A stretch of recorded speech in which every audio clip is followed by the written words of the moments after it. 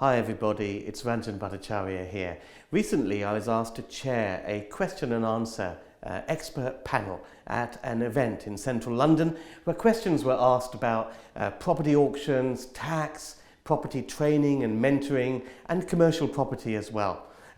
On the panel were John Howard, Richard Bowser, editor of Property Investor News, and David Sanderman, founder of EI Group. Make sure you subscribe and hit the bell icon because we put out new content each and every week, all dedicated to helping you be more successful in property. Tell us what you think about the answers to any of the questions in the comments below, and I'll do my best to answer and follow up with you guys. For now, enjoy the video. The best time in my 30-year career has always been right now. It's about, can you join the dots on how to do it right now? And that's what these three guys are going to share with you, and hopefully I can chip in the odd 2 pennies worth as well. So who's got the first question? Hi, it's a question for you about commercial property. I read recently that a significant proportion of them are idle at the moment and not rented out. Has that been a challenge for you in commercial property over the years? And do you think that only happens when people haven't done their homework in terms of demand and things like that? Yeah, absolutely. The second part of the question. With all the property, whether it's residential development or whatever, the media is fixated with the bad news. The thing is to look beyond that. So yes, there are places where half the high street is empty, but you've always got to start with where there's high occupier demand. Whatever you do, whether it's development, residential, commercial, start with areas of high occupier demand, and in those sort of areas you do not get issues like that. Actually, yeah, it's a follow-up on this question. So on all of these high streets where, the properties are empty for whatever reason, and I think some of these high streets are in reasonable places. Are there any opportunities in terms of conversion there, or would you just not, if it's right in the middle of the high street, it's a strange place to have a residential or some other use? So. If in areas like main high streets where you see all the brand names, you tend to find that there is plenty of occupier demand for units in that area. What you may find is that the shop is wrong-sized.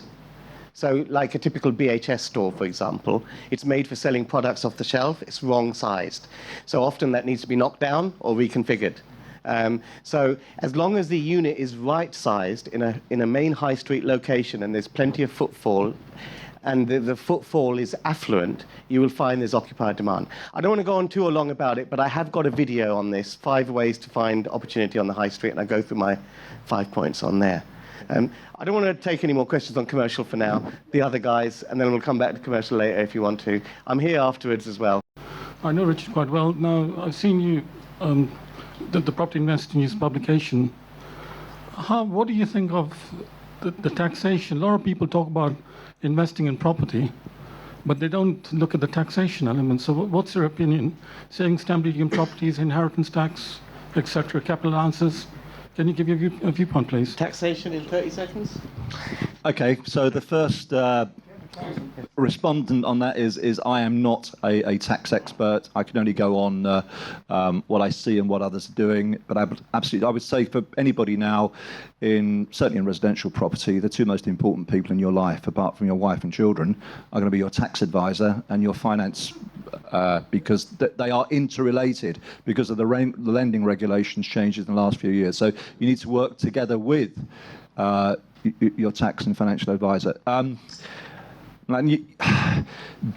In the last 3 or 4 years, 5 years ago, prior to Osborne making the moves that you made about Section 24 and 3% stamp, most people at landlord events, if anybody was talking about tax, there was an empty room. That was the reality, and I'm sure you'll know. But now it's a completely different change, and that's occurred in the last 3 or 4 years. So if you're doing a property tax-related event, you're going to get a lot of people listening because the implications are very profound. Of course, now what we have is that we have so much detailed analysis of this that we've got people saying, well, I've got barrister's opinion on X, and we've got barrister's opinion on Y. And what I say to that is, well, that's all very well, but in a court of law, there are always 2 barristers. And quite often, one of those barristers is wrong.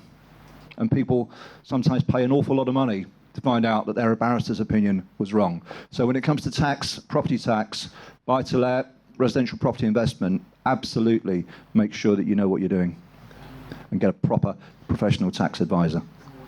Okay, Ranjan?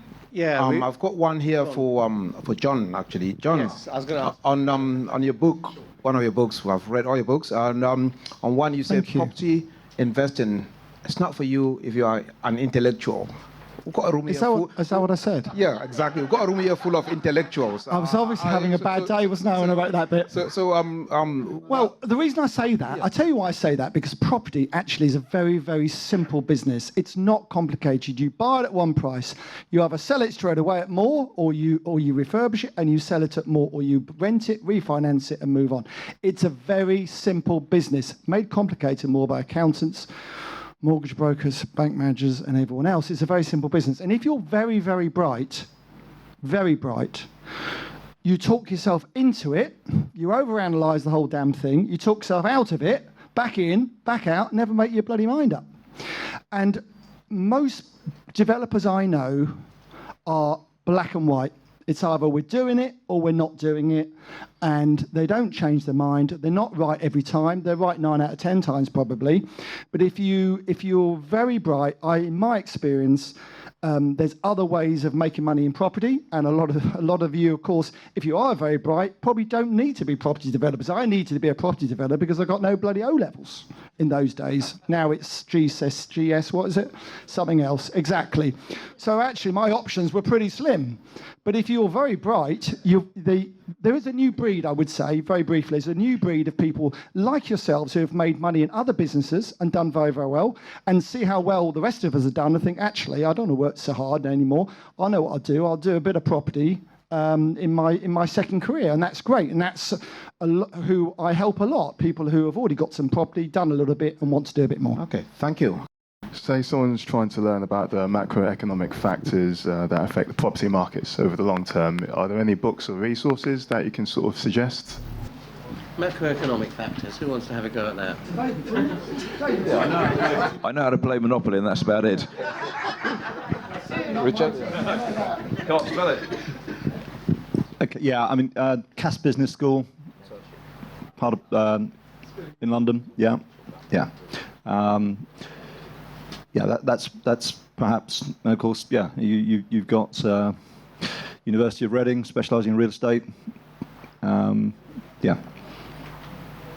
Google. Can I just chip in on that? I would suggest for the economic picture, everyone's got limited time. The FT on a weekend is a good read, and also The Economist. They're very good reads for the macro. And then what you need is the property-specific stuff. So then you're talking about things like Estates Gazette, Property Week are fantastic. Also Property Investor News. And my YouTube isn't bad. We try to keep it current and real, so get subscribing there. I do run a weekly property show on radio, and basically it's to educate. I can see there's a gap in this room between yourselves as resource people and other investors and the younger ones coming up. Like John's story, there are many that are going for education with coming back and they're broke. But then what are you doing in regards to mentorship to bridge that gap of the first generation and the second generation? Can I have a go at that, and then I'll bring John in? I think we all do different things, really. I run some courses specifically on commercial property investing because I believe that I think property these days is about specializing in something and choosing something which kind of gels with your skills and what you want to do and your aspirations and all the rest of it, and also your capabilities. So I'm a great advocate of commercial property, and in this day and age, you can't just muddle through like when I started and get going. The cost of error is too high. So it's important to get the right training, the right guidance for the strategy you want to follow.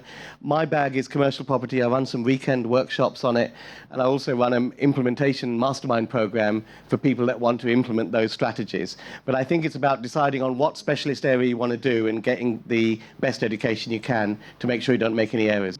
I mean, Ranjan does an excellent course and so on, but there are many in my view, good guys, and the ones that are need to stick together. Where's the best place to find properties that are being sold at auction? Gosh, that sounds like a loaded question. We've been covering the auction market for the last 30 years. Our database has got almost 900,000 lots which have been to auction. We've got the results for all of that. And of course, if you're thinking of buying something, it's a good idea, A, to know it's been to auction before, because I see properties going to auction 3 or 4 times, not selling. Would you want to know that? Anybody not want to know about that? And if a property's just been sold at auction for, say it's got a guide price of 50,000 and it was just sold at auction for 90 and they're trying to spin it on, would you want to know about that? There's a big amount of air between the guide price and what the property sold for before, or similar ones. That's the key to having value of the data. What I would say is, people often say to me, oh, I just go to Rightmove house price data. You know, we can all go and put a postcode in. It is of zero use to you in the auction world. 4 reasons. 1, this is crucial, it does not state whether it's sold at auction or not. Agree with that? 2, it only covers sold properties. 3, the information takes 3 or 4 months to get there, so it won't tell you what's happened in the past. And I see properties go to auction around the London auctions, you know, either selling or not selling, and they go around every month.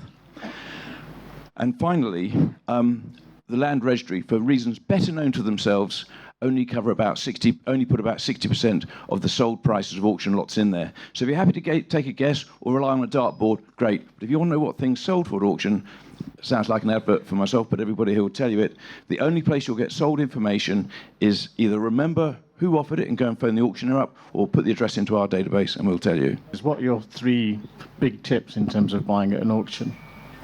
Thanks. Okay, I think we can all chip in on this. I mean, I think everyone's strategy is unique. I'm looking for a unique kind of proposition. I haven't come across, I come from a standpoint that deals in abundance.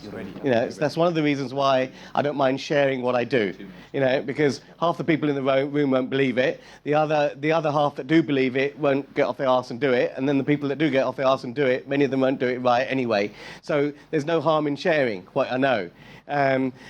Deals, if you know how to source deals, you don't really think like that. You're coming from a mindset of scarcity. And the way you get the deal at auction is to have a clear plan of what you're going to do with it. If you have a clear plan of what you're going to do with it, you know the maximum amount you can pay for it. And in a way, when you win an auction, you could argue that you're a mug because you're the one that paid the most on the day for the property. But the way I do it is that I make sure my plan of what I'm going to do with that property is better than anyone else's plan. So if I've thought of an angle, a development angle that no one else has thought of, because I know the permitted development rules inside out, then I can probably get more out of it than someone else, which allows me to pay more and therefore win it. Sorry, anyone else? They want to wrap up. The auction wants to start. Just very quickly, 3, 4 very quick tips for auctions. 1, always go and see the next door neighbour, find out why it's on the market. So once you've viewed the property, go and see the next door neighbour. Ask them, they'll tell you how long it's been on the market, why it's on the market, and so on, so on, so on. Never bid in an auction without having the money to complete the purchase. Never, ever, ever do that. And always get a professional to read the legal pack. You might think you can do it. Always get a lawyer to do so. Thank you. That's it. That's it. Okay, that's it. Sold. That's a wrap, guys. Thank you very much. Hope you enjoyed that video. If you want to learn a lot more about my commercial property investment strategies, I run a very, very unique 2-day workshop event, which is actually more than that. It's a 2-day workshop and it gives you 90 days worth of support in implementing my commercial property investment strategies. You can find out all about it at bakerstreetworkshop.com. The website is at the bottom of the screen here. And if you enter a special promotion code, Ranjan, R-A-N-J-A-N, at the checkout, you'll get a special discount as well. So I hope you enjoyed this video. I hope you join me at the workshop, and happy property investing.